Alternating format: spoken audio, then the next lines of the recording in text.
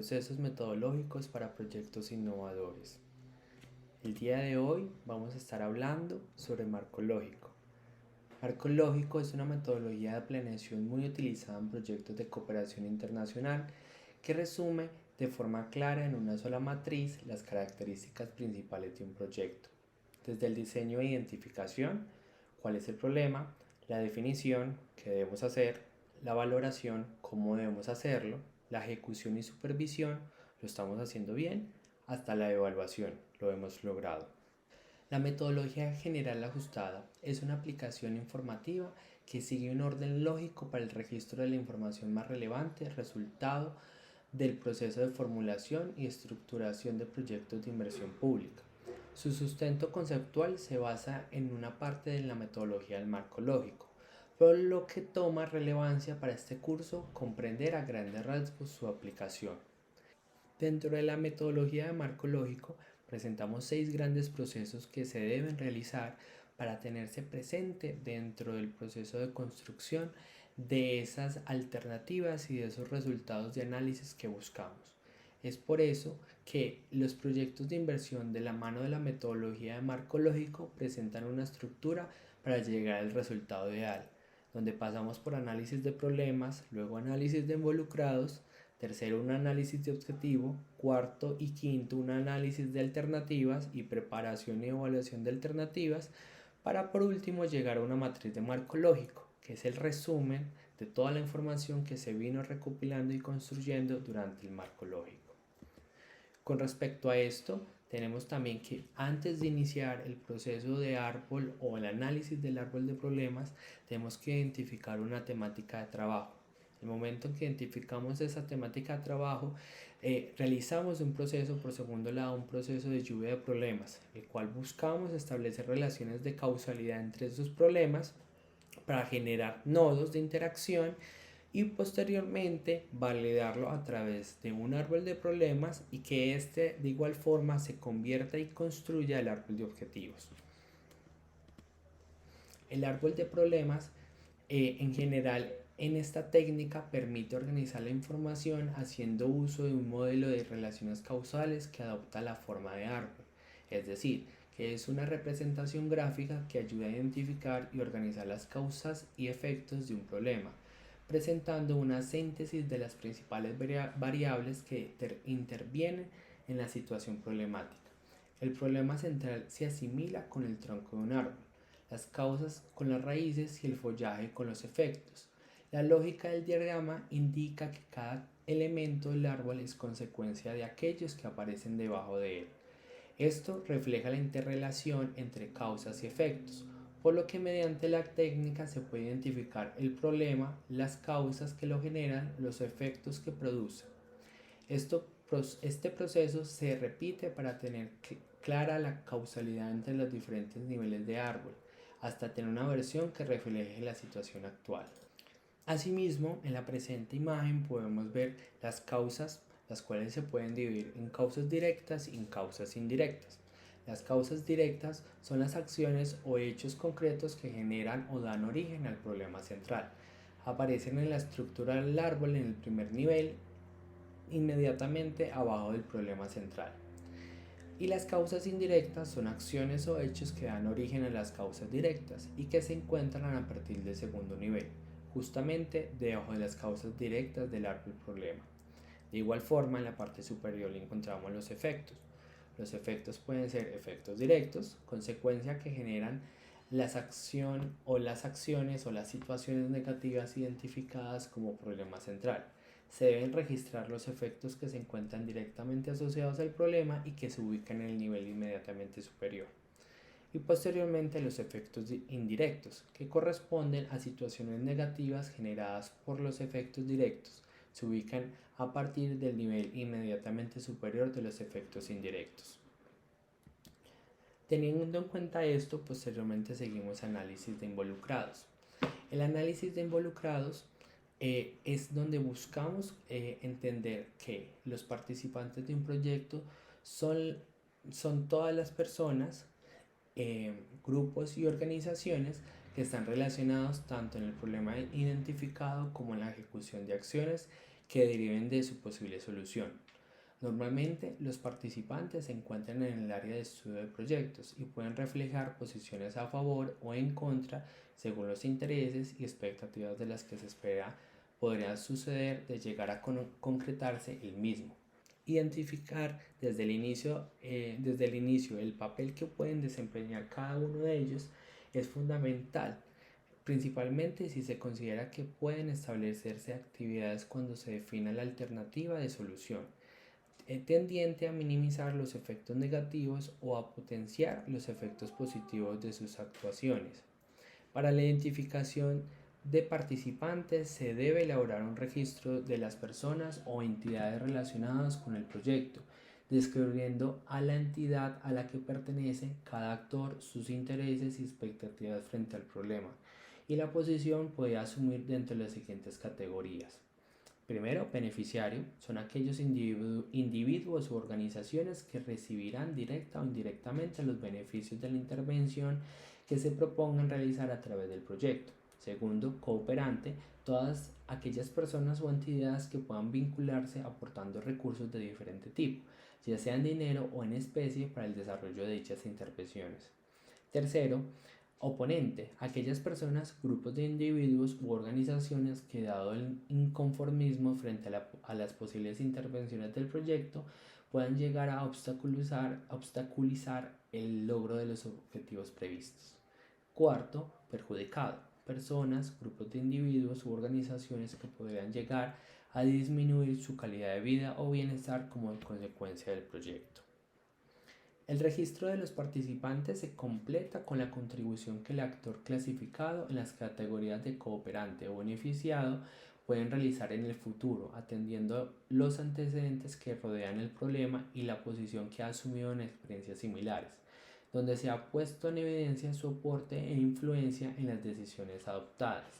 Para el caso de los actores clasificados en las categorías de oponente o perjudicado, se deben plantear las estrategias de gestión necesarias para minimizar el conflicto generado por los efectos adversos que podrá llegar a representar la ejecución de la iniciativa de inversión sobre estos grupos. Esto significa, a su vez, contemplar dichas acciones dentro del capítulo de costos cuando se esté elaborando el presupuesto del proyecto, si ellas implican un pago como contraprestación por llevarlas a cabo.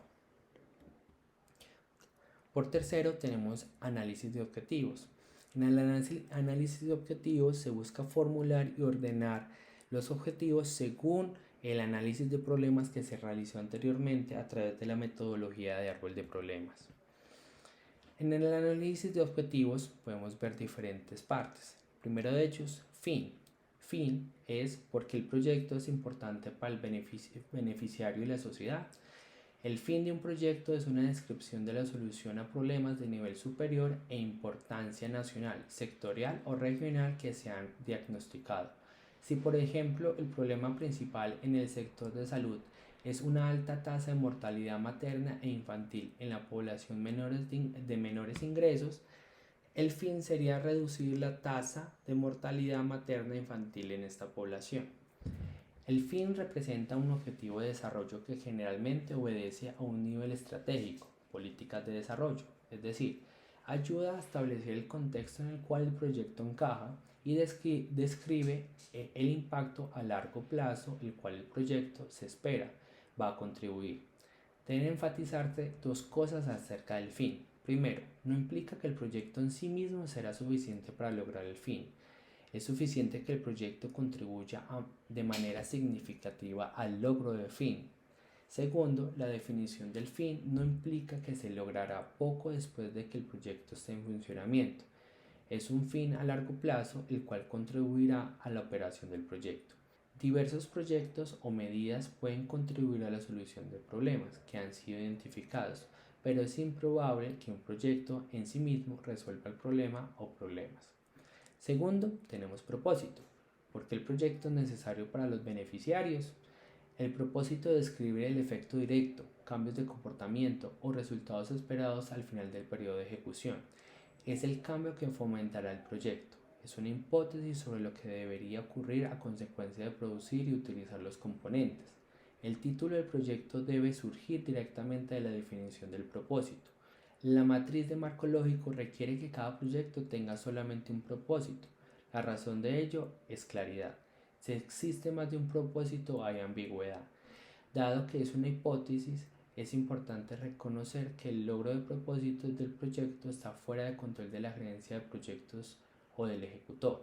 Por ejemplo, en un proyecto de irrigación, el gerente del proyecto tiene la responsabilidad de construir obras de irrigación y asegurarse que el agua corra por ellas. Él puede tener la responsabilidad de instruir a los granjeros en cómo utilizar el agua y cómo lograr cultivos con el agua, pero no puede tener la responsabilidad por el propósito del proyecto, el aumento de producción agrícola. Los granjeros pueden no estar dispuestos a cambiar sus prácticas, puede haber una sequía que reduzca el agua disponible para las obras, una plaga o una peste puede atacar el área. Esto está fuera del control del gerente del proyecto, pero sí está bajo la responsabilidad de tomar acciones ante las condiciones adversas tratando de lograr el propósito planteado. Tercero, tenemos los componentes o resultados que entregará el proyecto. Los componentes son las obras, estudios, servicios y capacitaciones específicos que requiera que se produzca la gerencia del proyecto dentro del presupuesto que se le asigna. Cada uno de los componentes del proyecto tiene que ser necesario para lograr el propósito y es razonable suponer que si los componentes se producen adecuadamente se logrará el propósito. La gerencia del proyecto es responsable de la producción de los componentes del proyecto. Los componentes son contenido del contrato del proyecto. Deben expresarse claramente en la matriz del marco lógico. Los componentes se definen como resultados, vale decir, como obras terminadas, estudios terminados, capacitaciones terminadas.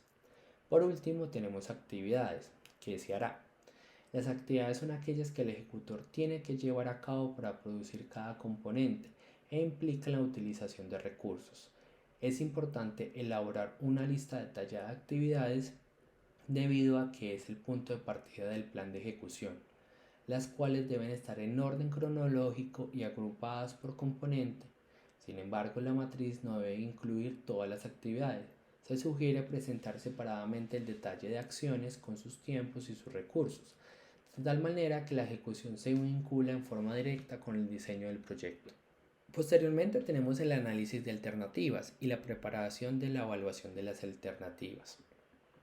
Las alternativas de solución de un proyecto son los diferentes caminos que se pueden tomar para llegar a cumplir el objetivo propuesto y por lo tanto modificar la situación actual, atendiendo a las condiciones, características y tiempos esperados.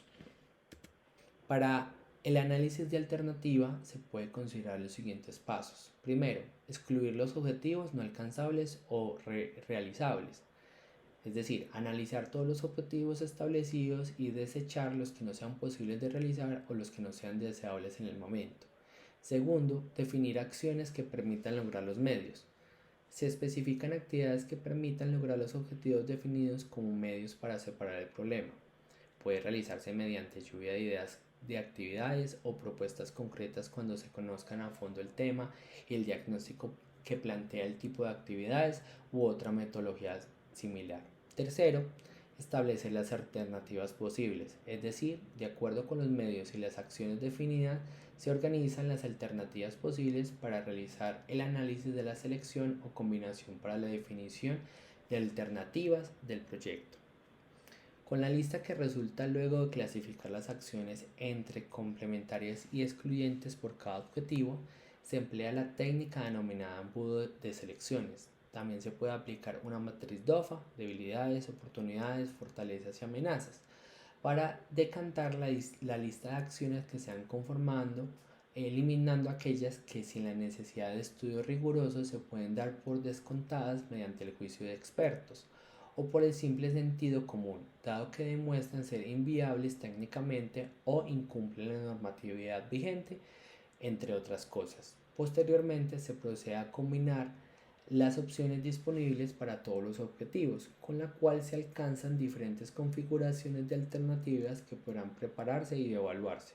En la presente diapositiva podemos encontrar uno de los ejemplos para realizar este análisis de alternativas, como es la selección de ciertos criterios, en el cual se hace un proceso de validación y de ponderación de estos criterios que se realizan a través de cada una de las alternativas que se quieren evaluar.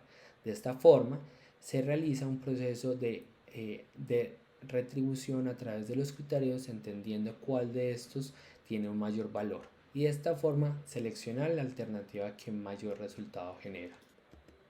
Por último, tenemos la matriz de marco lógico, que consiste en sintetizar las actividades del proyecto, los productos que se entregarán y los resultados de corto, mediano y largo plazo que se pueden esperar lograr. Este análisis requiere un conocimiento detallado del proyecto, precisando cuál es la relación causal y la teórica entre sus diferentes niveles. Como podemos ver, dentro de esta estructura de matriz de marco lógico, al final de cuentas demostramos las 4 partes del análisis de objetivos, actividades, resultados, propósitos y fines, que posteriormente van a ser confrontados entre indicadores, mediciones de verificación y supuestos. Muchas gracias por este espacio.